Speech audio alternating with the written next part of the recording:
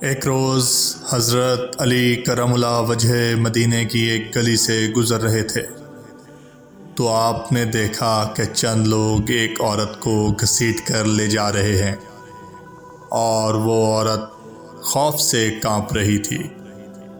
جب حضرت علی کرم اللہ وجہ نے یہ منظر دیکھا تو ان لوگوں سے پوچھا کہ تم اس عورت کو کیوں گھسیٹ کر لے جا رہے ہو؟ تو ان لوگوں نے حضرت علی سے کہا کہ اس عورت نے مکاری کی ہے، یعنی زنا کیا ہے، اور حضرت عمر بن خطاب رضی اللہ تعالیٰ عنہ نے حکم دیا ہے کہ اس عورت کو سنسار کر دیا جائے۔ حضرت علی نے جب ان لوگوں کی بات سنی تو آپ نے اس عورت کو ان لوگوں کے ہاتھ سے چھین لیا اور کہا، اس معاملے کو میں خود دیکھوں گا، تم لوگ یہاں سے جا سکتے ہو۔ یہ سن کر وہ لوگ وہاں سے روانہ ہو گئے اور حضرت عمر فاروق کو سارا ماجرا سنایا کہ آپ نے جس عورت کو سنسار کرنے کے لیے بھیجا تھا، حضرت علی نے اس عورت کو سنسار ہونے سے بچا لیا ہے اور ہم سے چھین لیا ہے۔ اب وہ عورت ان کے پاس ہے۔ یہ سن کر حضرت عمر بن خطاب نے فرمایا کہ یقیناً حضرت علی کو کسی بات کی خبر ہوگی جس سے ہم تمام بے خبر ہیں، کیونکہ حضرت عمر بن خطاب کو اس بات کا علم تھا کہ حضرت علی کے پاس علم کا ایک بہت ہی بڑا خزانہ موجود ہے، لہذا ایسی کوئی نہ کوئی وجہ ضرور ہوگی جس کے باعث آپ کرم اللہ وجہ نے ایسا عمل کیا۔ اس پر حضرت عمر نے فرمایا کہ اے لوگو، جاؤ اور حضرت علی کو بلا کر لاؤ۔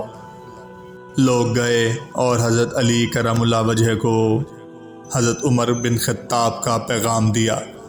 کچھ ہی دیر میں آپ کرم اللہ وجہ وہاں پہنچ گئے۔ حضرت عمر بن خطاب نے حضرت علی سے پوچھا کہ اے علی، کیا وجہ ہے کہ تم نے لوگوں کو اس عورت کو سنسار کرنے سے روکا؟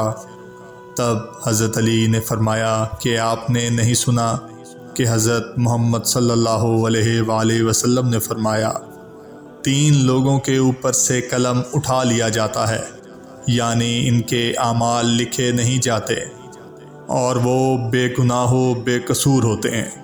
ایک وہ آدمی جو سویا رہا ہو یہاں تک کہ وہ بیدار ہو جائے، دوسرا وہ جو نابالغ ہو یہاں تک کہ بالغ ہو جائے، اور تیسرا وہ جو ہوش میں نہ ہو، مطلب دیوانہ ہو۔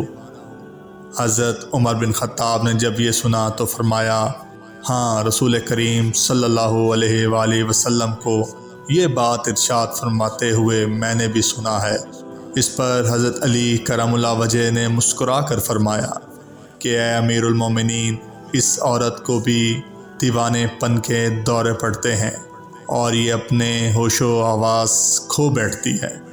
ہو سکتا ہے کہ وہ آدمی جس نے اس کے ساتھ زنا کیا ہو، اس نے اس کے دیوانے پن کا فائدہ اٹھایا ہو۔